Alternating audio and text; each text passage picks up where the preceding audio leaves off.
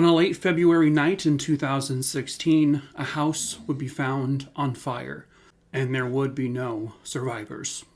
Hello, true crimerers. This is the case of Grayden Denham.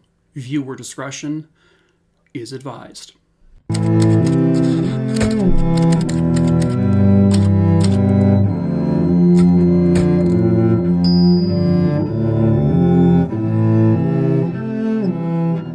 This story takes place in Edgerton, Missouri, or is it Edgerton? I'm not 100% sure.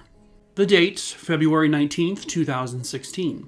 At approximately 11:30 p.m. that night, a house in that area of Missouri, was noticed to be completely engulfed in flames. So several of the neighbors had called 911 and also rushed over to the house to see if everyone was okay. One of the individuals who went over there said he saw what looked like a few mannequins lying on the ground in front of the house, but they were also appear to be on fire. When police and firefighters arrived, they took some time, but they got the fire out, and it would be quickly revealed that it was not mannequins on the front yard. It was human bodies. One of the more disturbing aspects of this is that over the victims' eyes were pennies. Overall, there would be 4 total victims found either just outside the house or in the house. And also, that family's dog was also killed and also had pennies left on its body. The victims were Russell and Shirley Denham, one of their granddaughters, Heather Ager, and Heather's 3-month-old son, Mason. The dog's name was Jack. All of the victims had been shot at least once in the head, and they all suffered some extreme fire damage as well. According to neighbors, friends, and family, there was one individual who was supposed to be there, but wasn't. And that was Grayden Denham. Grayden was the grandson of Russell and Shirley and was the brother of Heather. While police were out looking for Grayden, just simply as is he still alive? Is he a victim? Is he the perpetrator? They weren't 100% sure. But they were interviewing neighbors and also friends and acquaintances of this family. And apparently 2 weeks prior, Grayden had told one of these neighbors that his grandma and grandpa, they had said they just didn't want to live anymore, which sounded very strange because they were both full of life, and they never gave any indication that they didn't want to be alive or that they wanted to end their lives. Investigators also discovered that on the day of the murder, just hours beforehand, they discovered that Grayden had gone into the local Walmart and purchased 3 gas cans. They were then able to find out that he filled all 3 of those gas cans at the nearby gas station. And then it was shortly after that gas station trip, he had gotten back to his grandparents' house. So once all of this information was kind of slowly coming to them, they're beginning to realize that Grayden's probably not a victim. He is probably the perpetrator, and he is most definitely now on the run. Police did wonder, what was the deal with the pennies on the eyes or somewhere near the eyes on all of the bodies, including the dog. And I guess someone who was close to the family and knew Grayden well, I guess the movie Boondock Saints was one of Grayden's absolute favorite movies, and apparently there is a scene, I've actually never seen Boondock Saints, believe it or not, but there's a scene where I guess some people who are killed in the movie have pennies placed over their eyes or near their eyes, and so they believe he was trying to recreate that moment. Also missing from the house was Shirley Denham's vehicle. So they put out, a bolo for this car and also for Grayden himself. And they would kind of figure out that he had been seen in 2 other states where the car was seen with him, but he had put on different license plates for each state he was in. So he kept swapping them out. And then they caught a break because Grayden had made his way all the way to Arizona. And this is roughly 1,000-ish miles away from where he originally came from. From what I understand, he was seen in Arizona discarding some clothing.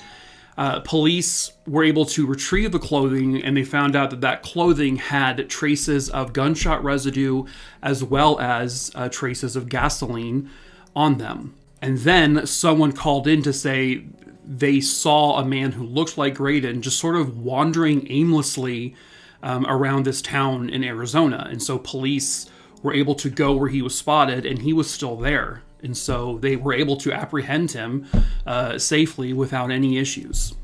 And so he was charged with, 4 counts of murder, as well as animal cruelty, arson, theft, a slew of charges he was given. But he would continue to essentially deny he had anything to do with it, despite the physical evidence kind of all pointing to him.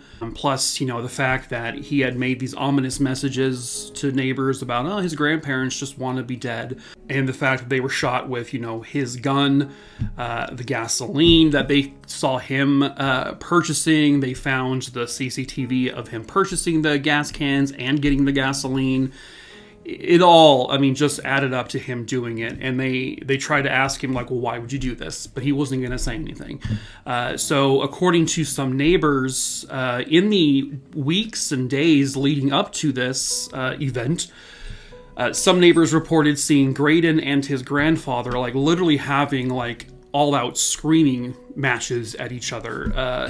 It seemed to be coming specifically from Grayden doing most of the yelling, and a lot of the animosity and the physical actions that sort of seem to be coming from Grayden.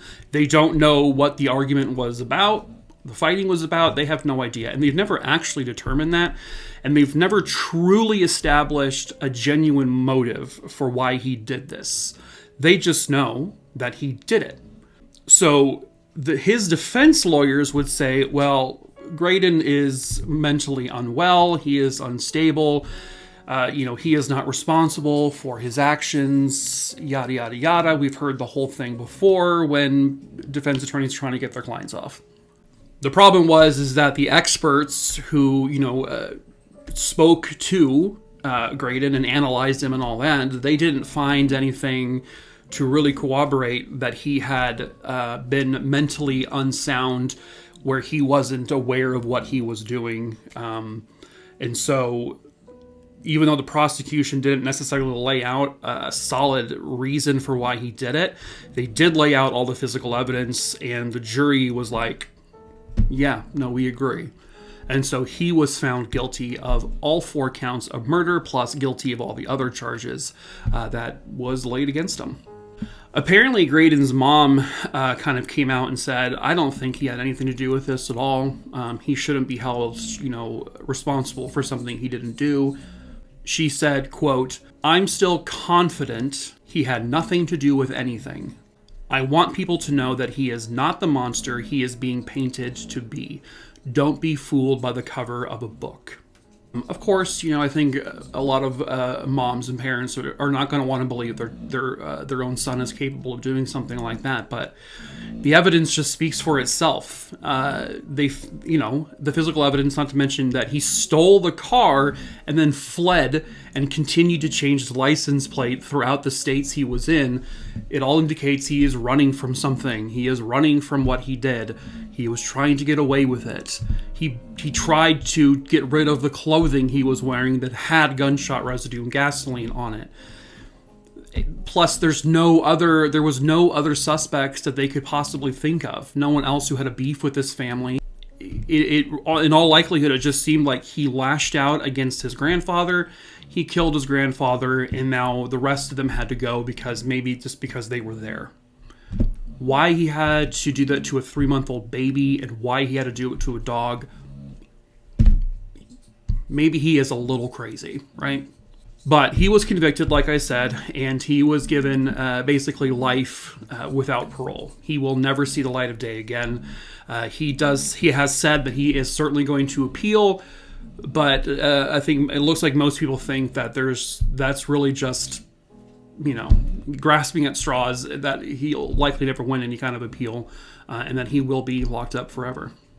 An entire family wiped out for seemingly no real reason at all.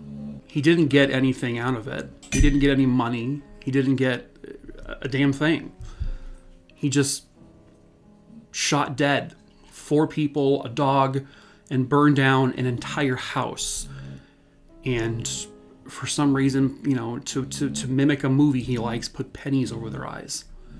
Sometimes people kill for whatever reasons they have, and sometimes people kill simply because they are evil. And now the rest of this family will never see these 4 family members again. They will never be a part of family reunions. They will never be at any future weddings or graduations. The 3-month-old baby will never get to grow up, will never get to go to school and graduate on their own, get married. They will never, ever get to experience life. All because one man decided it was just their time to go. It's infuriating, but that is it for this case, True Crime Aroonies. I know my cases are going to be short this week. You know, it's dealing with a lot, so bear with me. But if this is the first time you have stumbled onto my channel here on YouTube, hello, I'm Mike. I tell 4 true crime stories a week here on YouTube. I also tell several throughout the week on TikTok. One on Instagram, one on Facebook. So all of my socials are linked in the link tree in the description below. So please feel free to follow me everywhere you like. Please subscribe here. Please give the video a like because that helps push the video out throughout all of YouTube. And next, if you have a case you would like me to cover, please email me at mikey@truecrimerer.com. Check in my case list in my link tree first. Scroll through the list. Look for the name you want me to cover. If you don't see it, then email me the name, where it happened, and when it happened. If you do see the name on there, please don't email it to me. It's already there. I will cover it. I promise at one point. I pick my cases as randomly as I can. It'll happen. I can't tell you when. Next, if you want to support me in any way, I do sell merch. I sell t-shirts and hoodies and a wine glass and stuff like that. So it's also in the link tree below. We do ship internationally. It's all made, designed, and shipped by my good old friend Adam. He's amazing. And so he does all that work and he's awesome at it. So that's the best way to support me. If you have a Discord account and you want to join my Discord server, it's also in the link tree. Please be over the age of 18 or else you'll be kicked out. Foreversville. So yeah, feel free to join. It's a really quiet, chill Discord. We just hang out and have fun, chat. It's not busy, so yeah. But True Crime Maroonie, Dooney Ding Dongs, that is it for this video. So we shall see you for another one tomorrow. Yeah, I'm not doing my endings this week again. I'm just, you know, it's a lot right now. So you're just getting a good old classic goodbye on these videos this week. So, okay. See you guys later.